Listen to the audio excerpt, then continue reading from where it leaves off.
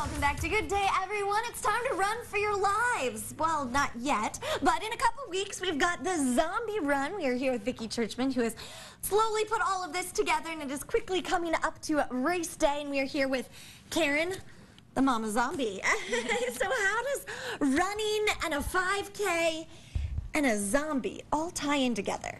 Well, we were looking for something new to do in terms of 5Ks, and I happened to see that other cities were doing zombie runs, and I decided, and zombies are popular right now. Yes, so I the apocalypse, apparently it's coming. Yes, so I decided to see what I could do about putting together a zombie run, and Halloween is the perfect time to do a zombie run. Absolutely. So how is this going to work? It's a 5K, but not the traditional 5K that people are used to. Correct. It's an untimed 5K, and there will be obstacles on the course, and folks will have to run through the obstacles and through the zombies who are trying to steal their lives.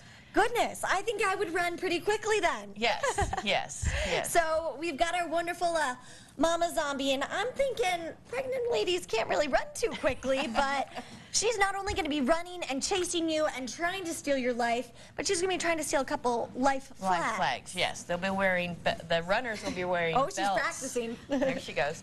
Belts with flags like flag football, and those are your lives. And that's what the zombies are going to be trying to take from you is your flags. So is this like a cat? Can I have 9 lives? You have 3 lives. 3, okay, well. So you do have, you know, an opportunity. If one zombie gets you, you're still in the race. Goodness. And now, Mama Zombie, I do want to ask, talk to me about your get-up. Well, this is handcrafted. I found stuff from home, and I had a pillow, a bra.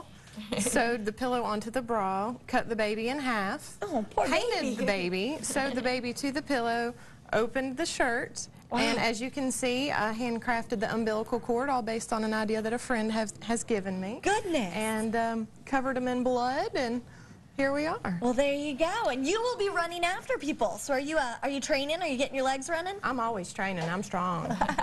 Y'all are mine. My goodness. Again, if something like this was chasing after me, I would definitely run pretty quickly. But how many zombies are going to be there?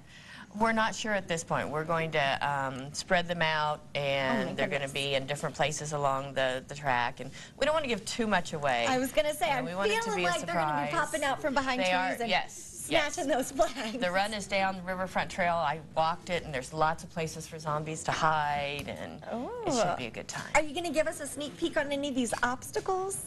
No. No.